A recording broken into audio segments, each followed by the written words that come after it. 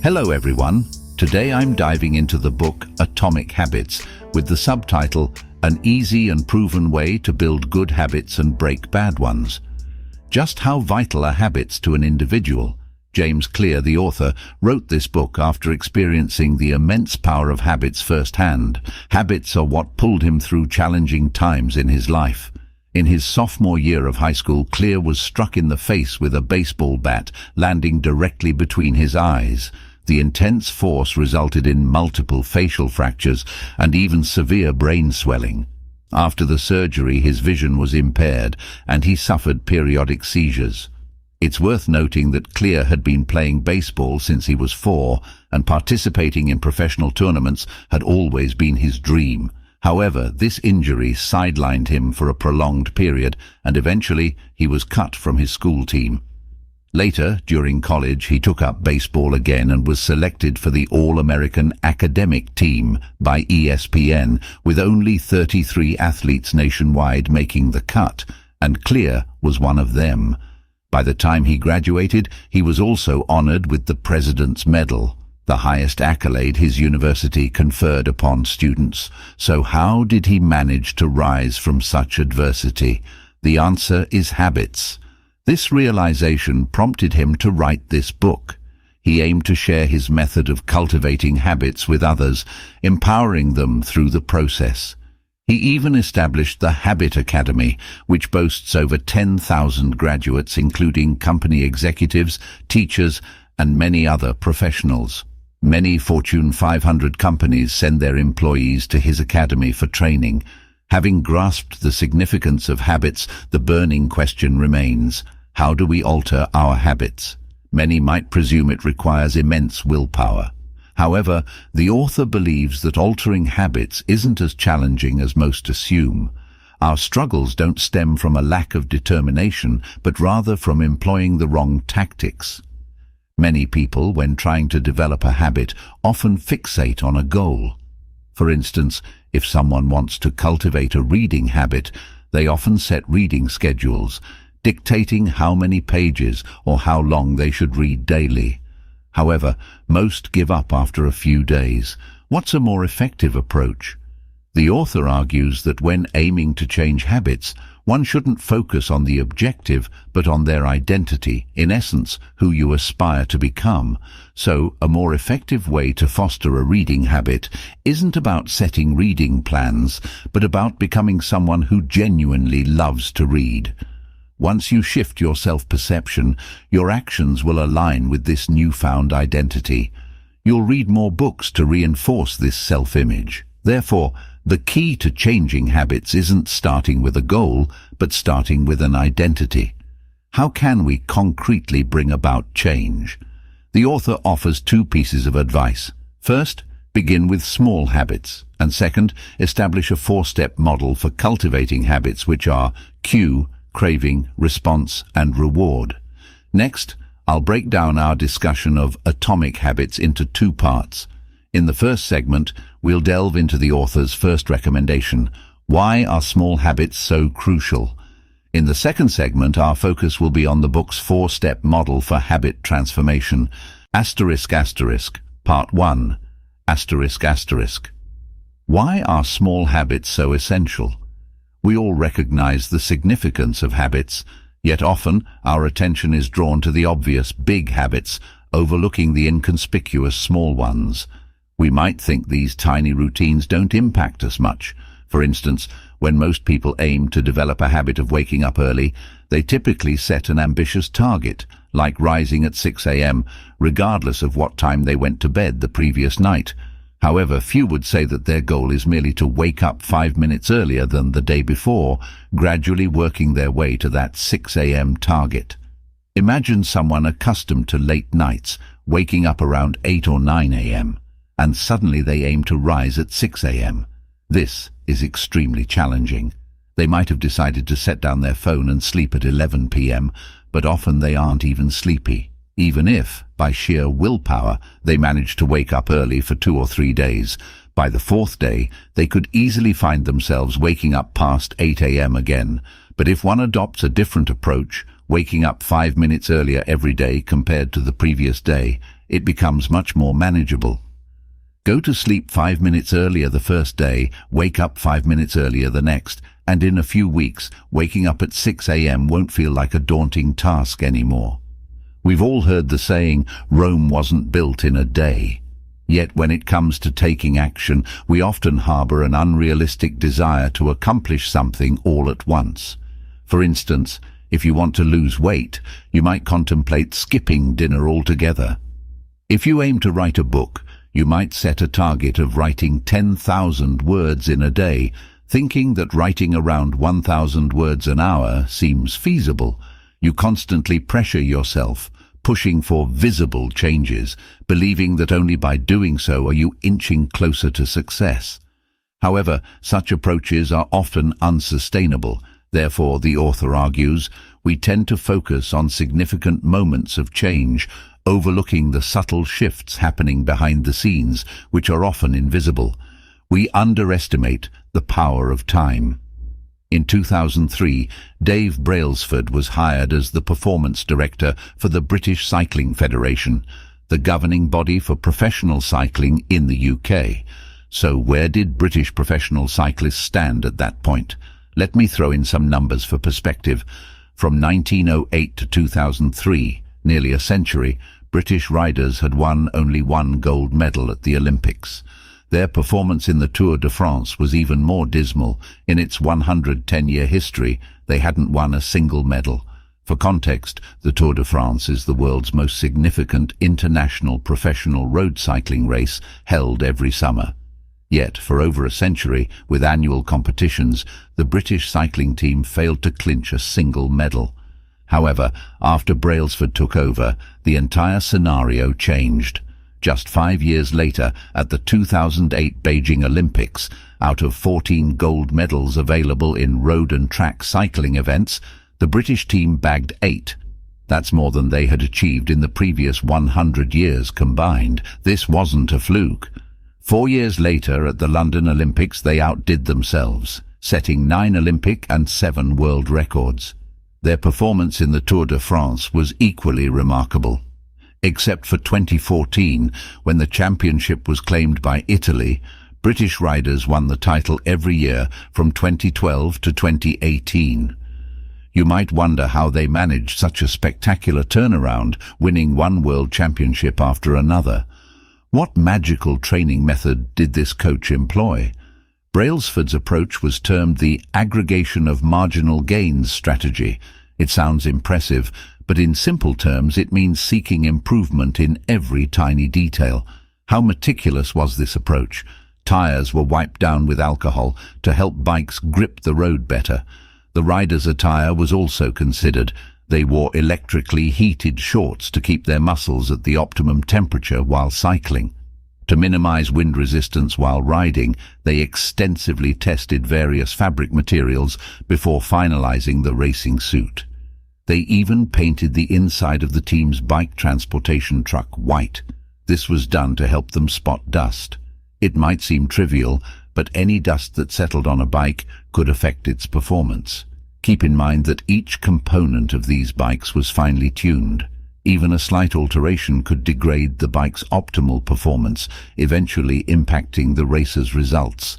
Such minute details were given paramount importance by the team, and as we can see, attention to these seemingly insignificant details contributed to the once unsung British team's repeated victories. See, the impact of each minor improvement is far more significant than we often realize.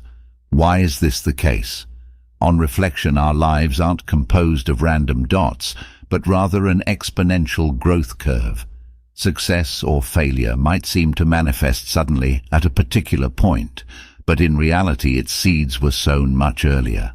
It's just that one day, when the time is right, it appears before you.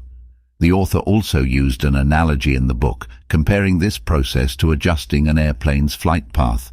Imagine you are piloting a plane taking off from Los Angeles. If you adjust the plane's nose just 3.5 degrees to the south, after a few hours, you would land not in New York, but in Washington. Keep in mind, there's a distance of 360 kilometers, around 224 miles, between these two places. Even when we recognize the importance of small habits, genuinely taking action, developing a good habit or breaking a bad one seems tough. These habits are so minor that often it takes a long time before we see the results. We might think, even if I save $1,000 every month, I won't become a millionaire, so why not spend it? Or waking up early for 3 days in a row won't get me an immediate promotion or raise. Or avoiding my phone and reading for half an hour before bed won't suddenly make me well read. Without immediate feedback, we lose the motivation to act.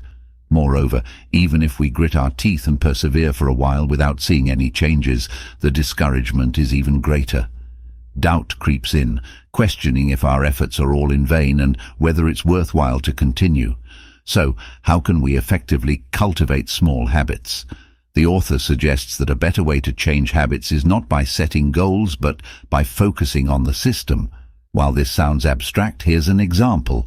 Let's say you're an entrepreneur. Your goal is to make a profit. The system comprises testing product ideas, hiring employees, and marketing. If you excel in these components, you're likely to make a profit, thus achieving your goal. So what happens when we just set goals? You'll find it's still hard to develop habits. For example, during school, to encourage oneself to study daily, one might set an end-of-term grade goal. Or, to maintain a fitness routine, one might decide to run for 20 minutes on a treadmill before resting. But these goals haven't helped form study or exercise habits. However, when we shift our focus from individual goals to the whole system, we unknowingly sustain a habit. Because once a goal is set, you expect to achieve it. Only by realizing this goal will you feel happy, but that might take a long time. That means, from the time you set a goal to when you achieve it, you can't feel any joy. The process becomes like a race, only savoring success upon reaching the finish line, and once you've reached it, you stop because the race is over, no more effort needed. However, when our focus is on the system, it's different. With every little progress, you immediately feel joy, motivating you to keep going. You might have heard of the flywheel effect. There's even a book titled Turning the Flywheel. The idea is that if you want to get a wheel moving initially, it takes effort. You have to push the wheel round and round in the same direction, but after a while, the wheel gains momentum. With inertia on its side, it can spin rapidly without much additional effort. The process of changing habits is similar. In the early days of making a change, you have to exert continuous effort, pushing that wheel, but with persistence, the task becomes easier. Moreover, when you change each small habit, these seemingly insignificant habits, when compounded, transform your life, making it drastically different from before. In summary, significant changes don't occur suddenly. Instead, they accumulate from subtle, small shifts. Therefore, if you aim to change habits, it's not about fixating on a grand goal, but valuing every little effort. Part 2. After discussing the value of small efforts, let's delve into another suggestion from the author, a 4-step model for cultivating habits, which consists of cue, craving, response, and reward. Each step corresponds to a law of behavior change. Let's break them down one by one. The first step is setting a cue. All changes stem from the gap between the current state and the desired outcome. Only when you're discontented with the status quo will you yearn for change. Recognizing this is easy, but implementing it can be much harder. Instinctively, we lean towards solving problems in familiar ways. So familiar, in fact, that often we aren't even aware of them. Without deliberate adjustments, our bodies tend to operate on autopilot, addressing issues based on established patterns. For instance, if you wake up at 8 a.m. every day, over time, you'll notice that even without an alarm, you'll naturally awaken around that time, having set a biological clock. However, on a day when you need to catch an early flight, you'd set several alarms the night before, forcing yourself to rise earlier. The cue acts like this alarm. When you're about to engage in an automated behavior, it alerts you that a change is needed. So, how does one effectively set cues? The book provides numerous tips, but I've summarized them into 3 main points. First and foremost, you need to identify the habits you wish to change. Only by recognizing them can you alter them. The book introduces a small tool called the Habit Scorecard. You can list all your daily habits and, using this scorecard, ask yourself for each habit. Is this a good or bad one? If it's a good habit, you can put a plus next to it. For a bad habit, you can put a sa. If it's a habit you want to maintain, place an equal sign beside it. By the way, we all aim to cultivate good habits and shed the bad ones. However, the author posits a fascinating perspective, suggesting that habits aren't inherently good or bad. They are either effective or not. At first glance, this might seem strange. Of course, habits can be good or bad, right? Going to bed early and rising early is a good habit, while staying up late and oversleeping is a bad one. But in reality, it's not so clear-cut. People can generally be categorized into two types, larks and night owls. Larks are vibrant in the morning, while night owls are the opposite. They're more focused in the evenings. Forcing night owls to wake up early might leave them groggy and unproductive. While they appear to start their day early, their efficiency is low, wasting valuable time. Moreover, there isn't concrete medical evidence suggesting significant differences in health outcomes between early risers and late risers. Sleep quality is more crucial than the actual time one sleeps or wakes up. Therefore, labeling a habit as either good or bad is overly simplistic. The real criterion for determining a habit's worth boils down to your goals and whether that particular habit serves to improve you. Once you've identified the habits you wish to change, you can start taking action. The author suggests that often our issue isn't a lack of motivation, but the absence of a clear plan. For instance, if you want to develop a habit of waking up early, you shouldn't just stick a post-it that says "wake up early" on your bedside. Instead, it should specify, "I will do specific activity at specific time in specific place." The more detailed the plan, the better. So, how do you tackle bad habits? Vocalize them. If you want to quit eating junk food, for instance, say to yourself before munching on those chips, "I want to eat these chips, but they make me gain weight and harm my health." It may seem silly, but there's science behind this. We know the left brain is responsible for language and logic. When you verbalize a thought, your brain processes that information, transforming your subconscious reaction into a conscious action, reminding you of your present actions. The author also emphasizes gradual progress when changing habits. You might have multiple habits you want to alter, but attempting to change them all simultaneously might be counterproductive. Our bodies operate based on established pathways, and sticking to old patterns requires the least amount of energy. Changing just one habit already increases the body's energy expenditure. Trying to modify several at once might result in not being able to change any. To change multiple habits, one effective strategy is habit stacking. Once you've cultivated a new habit, you can build upon it by introducing another one. Actions don't exist in isolation. People tend to associate one activity with another. For example, after establishing a habit of waking up early, you might sit up and meditate for 5 minutes, stacking the meditation habit on top of the waking up early habit.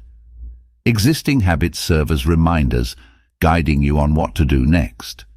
This way, you won't forget the habits you wish to change and won't need enormous willpower to maintain them. Apart from proactive changes, a simpler method is to utilize the external environment to aid your transformation. The author calls this environmental design. In essence, if you want to develop a good habit, create situations conducive to its growth. If you aim to break a bad habit, separate it from the specific situations triggering it. For instance, if you wish to reduce phone usage before sleep and foster a reading habit, place your phone in your desk drawer or another room and keep some books on your bedside table. Removing distractions makes reading a natural pre-sleep activity. The author also emphasizes that while we can modify habits, we don't forget them. That is, once a habit is formed, it doesn't vanish. Even if we replace an old habit with a new one, given the right conditions, the original habit might resurface. For instance, even if you've established a pre-sleep reading routine, If one day you inadvertently place your phone on your book, you might be tempted to use it instead of reading. The brain prefers simple, easily digestible information, and compared to fragmented information on a phone, a book is much more complex. After setting up cues, the next step is to take action. How can we reduce the difficulty of change and make people willing to change? We need to harness the power of emotions. The author calls the second step craving, which serves as our motivation for change. At the core, humans desire to reduce uncertainty and seek rewards, simply put, to approach benefits and avoid harms. Hence, if we aim to alter habits, the new ones need to be more appealing. Specifically, we should view good habits we aim to cultivate as rewards and bad habits we aim to break as losses. How can a habit become more enticing? Consider this. Why can't we resist fried fries or bubble tea when we see them? Think about how you feel when eating fries. They're golden on the outside and crispy when you bite into them, evoking a wonderful sensation. During such moments, our bodies automatically release a substance called dopamine, making us feel happy. The key to something being attractive to us is dopamine. When we anticipate or experience happiness, we take action. Moreover, our expectation of a reward is often even more potent than receiving the reward itself. Many times we might fervently desire something, working hard to obtain it without feeling fatigued. But when we finally have it, the happiness might only last a couple of days. So, to make a habit more enticing, it should stimulate dopamine production. You can link the good habit you wish to cultivate with something you enjoy. When you start anticipating the reward, you won't find the action challenging. ABC, an American broadcasting company, used this technique to cultivate the habit of timely television viewing among its audience. How? They encouraged viewers to prepare popcorn and drink wine on Thursday evenings, allowing them to relax and enjoy a splendid night. As a result, the TV shows on Thursday nights became associated with the pleasure of popcorn and wine. The principle of breaking bad habits is similar. One needs to shift their original mindset and realize that giving up the bad habit will not decrease their happiness. Instead, it can lead to more prolonged contentment.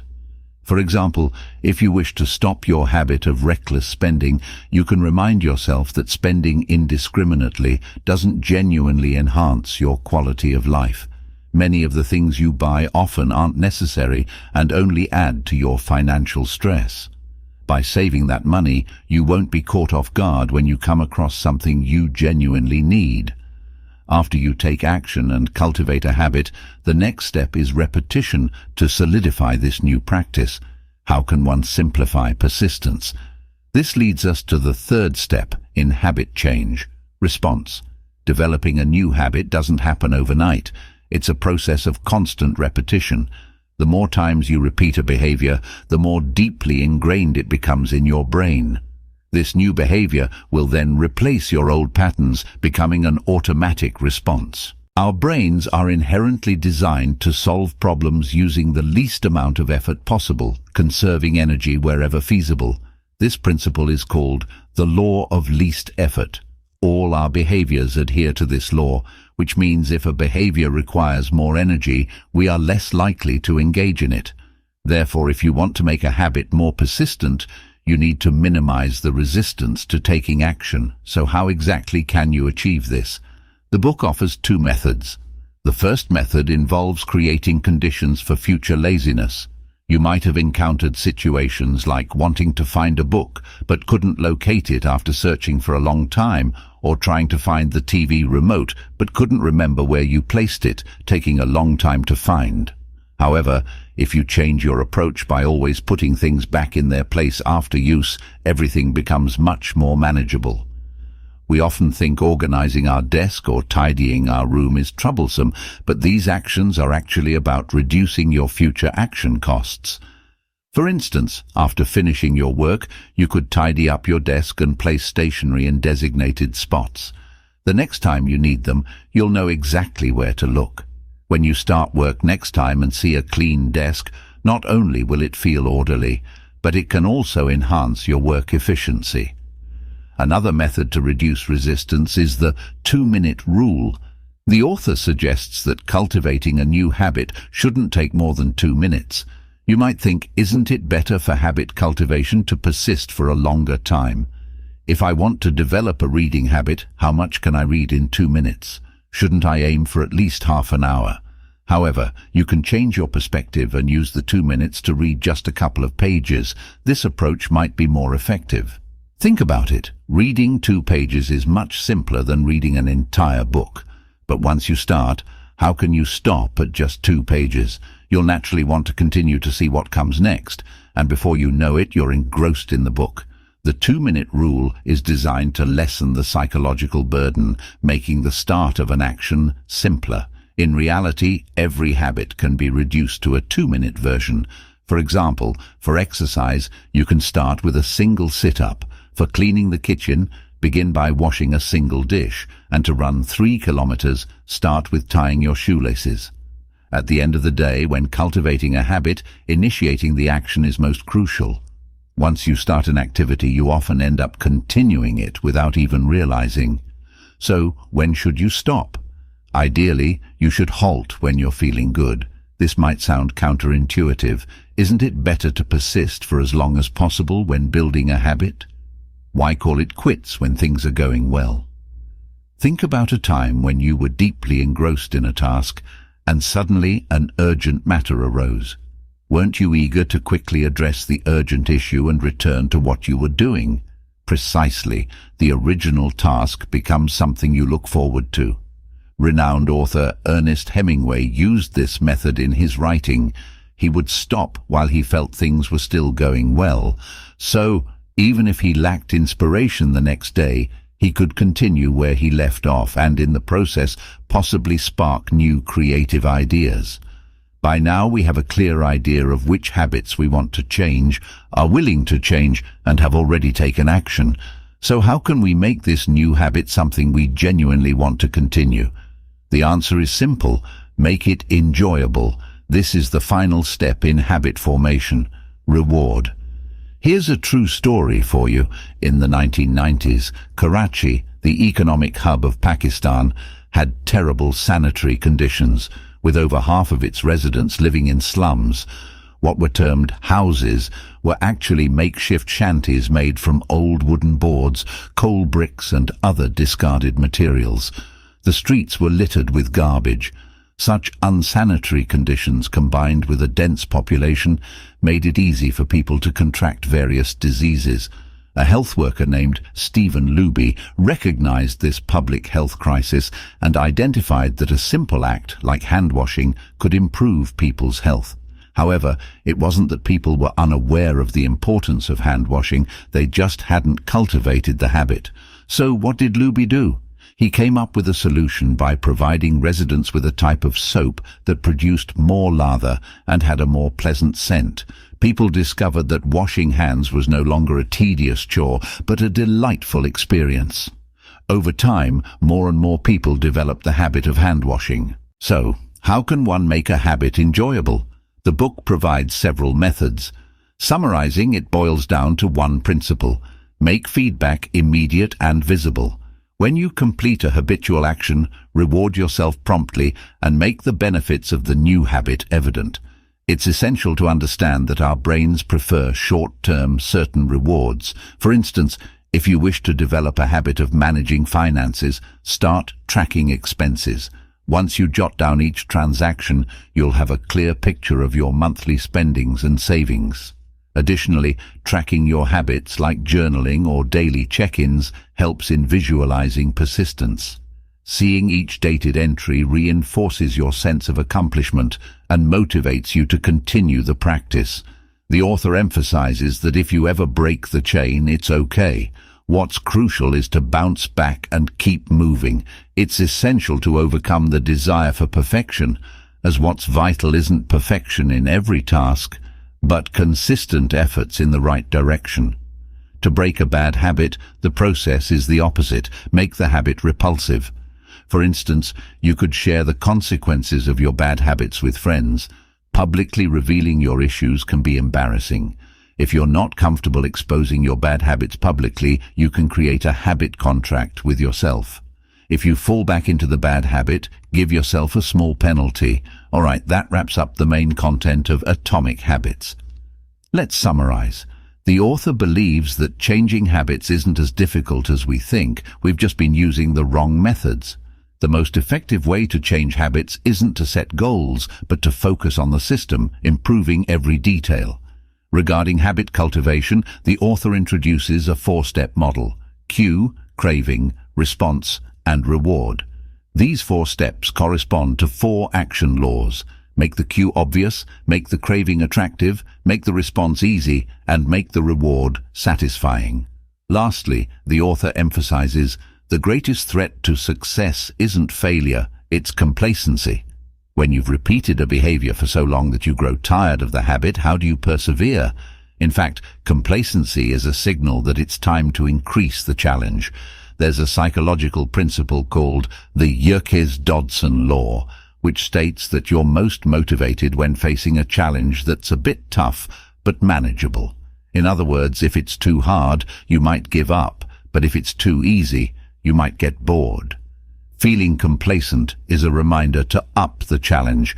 After reading this book, I'd like to share a personal takeaway. Changing habits is not the goal. Personal growth is the ultimate aim, with habits serving as tools. Once you recognize the kind of person you want to become, the change has already begun. At that moment, all you need to do is take action to facilitate that change, with habits making your actions easier. That's it for this episode. Please subscribe to my channel. And lastly, I encourage you to purchase and read the original book for a deeper understanding. If you have any more books you'd like to hear about, feel free to leave them in the comments section.